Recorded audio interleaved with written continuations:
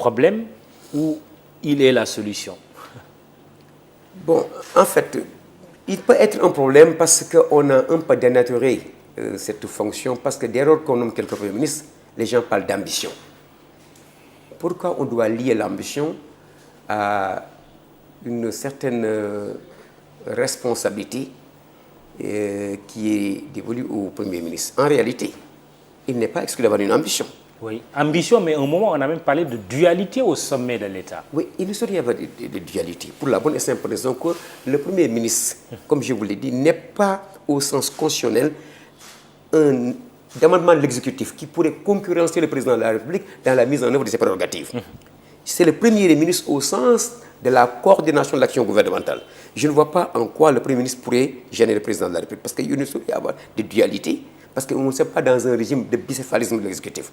Nous avons un exécutif qui est monocéphale, incarné par un homme, le président de la République, qui se donne le droit d'avoir des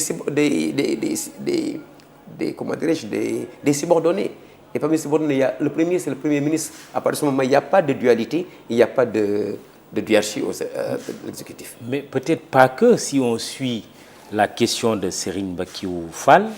Il y a beaucoup de questions d'ailleurs posées par les auditeurs et apparemment c'est des juristes qui sont passionnés par les questions juridiques en tout cas. Serigne Bakiou Fall vous demande si le retour du poste de Premier ministre n'est pas une stratégie de substitution en vue de l'élection présidentielle de 2024. Je ne vois pas comment, parce que comme on a, si le futur Premier ministre a des ambitions, moi je pense que ça n'a absolument rien à voir par rapport à la confiance pour la servir par le président de la République. Je crois que donc, et on ne peut pas, je ne pense pas qu'on va retourner à l'ancien système, où nous avions la possibilité de faire du Premier ministre le futur successeur et aménager les mécanismes constitutionnels pour l'amener à remplacer le président de la République. Au moment où je vous parle, la logique est que même si le président est empêché, c'est le président de l'Assemblée nationale qui va le remplacer. Donc je ne vois pas, est-ce qu'on pourrait, je ne peux même pas y penser. Donc le scénario à la Poutine qu'on sort de temps en temps ne saurait exister au Sénégal? C'est-à-dire mettre en place un Premier ministre qui pourrait se présenter aux élections de 2024 et ensuite permettre au président de venir. Bon, ça, c'est des subterfuges sur lesquels je ne pourrais pas réfléchir parce qu'en réalité, le suffrage appartient aux Sénégalais et tout chacun est libre d'être candidat aux élections de 2024. Et si celui qui est candidat bénéficie des suffrages sénégalais et que, bon, je ne vois pas comment on pourrait penser d'un éventuel retour du président de la République qui aurait utilisé le Premier ministre comme ça d'auparavant, une parenthèse pour revenir. Ça, je ne sais pas. Bon, ce qui s'est passé en Russie, c'est autre chose. Ça, c'était prévisible. C'était un deal qui avait déjà bien orchestré et on connaissait les résultats à l'avance. Je ne pense pas que ce soit le cas au Sénégal, d'ailleurs. Nous sommes quand même une démocratie. Vous savez, une démocratie, peut-être qu'on ait des crises, des moments de crise, c'est normal. Parce que dans la loi de la science politique, pour toute une démocratie, il y a 3 phases qu'il faut respecter. La phase de la construction, la phase de la consolidation et la phase de la modernité.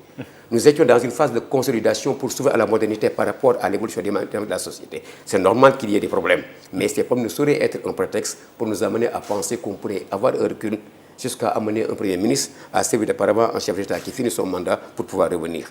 Ça me pose un... C'est comme la question du mandat, troisième. Moi, je pense que c'est des questions sur lesquelles vraiment on est en train de...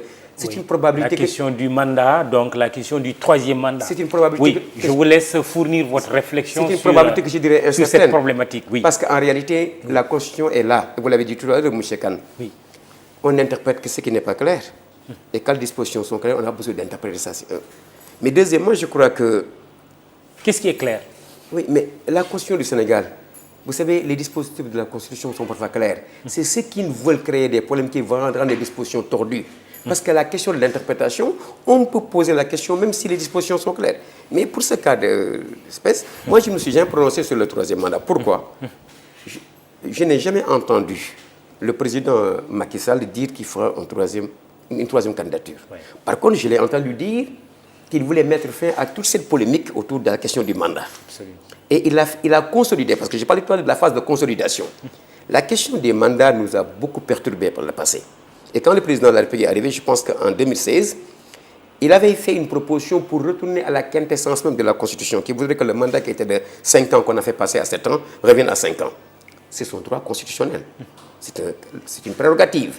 Mais ce qui s'est passé, c'est qu'il avait demandé à ce que cette réduction, qu'on l'applique à son mandat en cours. Et je pense que le juge avait bien vu et il avait bien raisonné. Et si on regarde cette réforme de 2016, l'objet de la réforme portait sur la durée du mandat et non pas sur le nombre de mandats, qui était un acquis depuis la Constitution de janvier 2001. Donc, le président de la République lui-même a dit, et je l'ai vu et je l'ai entendu, qu'il voulait mettre fin à cette polémique, et c'est pourquoi la question des mandats est derrière nous. Il avait dit à l'époque, je pense, que permettez-moi de solliciter encore vos suffrages pour 2019, je ferai mon dernier mandat, c'est terminé. Et d'ailleurs, il avait dit, la Constitution est très claire. Quand la Constitution dit nul ne peut faire plus de mandat consécutif, qu'est-ce que vous voulez maintenant? Donc je ne vais pas verser dans ce débat inutile. Et peut-être ce qui a amené fausser un peu ce débat, c'est le fait qu'il y a une dernière sortie où il disait que je dis ni oui ou non. Et comme il ne l'a pas dit, et que pour moi le texte de la Constitution est très clair, et que même si on devait interpréter, si on va aux travaux, on se rend compte qu'en réalité, la Constitution telle qu'elle est libellée aujourd'hui ne permet pas de supputation sur la question d'une troisième candidature pour quelqu'un qui est je ne vois pas donc pourquoi on devait discuter de ces questions. Pour moi, la question ne se pose pas. Maintenant, il est vrai que nous sommes dans un pays où souvent, quelle que soit la clarté des textes, ceux qui ont d'autres ambitions pourraient être amenés le juge demain à interpréter dans un sens voulu. Ça ne signifie pas que le texte n'est pas clair. Oui, c'est pourquoi Djali Gueba demande, est-ce que cette disposition de l'article 27 que tout le monde connaît pratiquement aujourd'hui, que le président est élu pour un mandat de 5 ans, renouvelable une fois, nul ne peut faire plus de 2 mandats consécutifs. Djali Gueba vous demande, est-ce que l'article 27 doit faire l'objet d'une interprétation? Non, je ne vois pas, parce que, à mon avis, la disposition est très claire. Et s'il était amené à un juge d'interpréter cette disposition, allant dans le sens de permettre, supposons, parce qu'il ne l'a pas dit, encore je le répète, au président de faire une troisième candidature, je dirais qu'il n'y a pas une interprétation. Ou je dirais qu'il y a une interprétation modificative de la Constitution. Qu'est-ce que ça signifie? Que par extraordinaire, qu'on présente la candidature de l'actuel président pour un troisième mandat et que le Conseil constitutionnel est amené à se prononcer.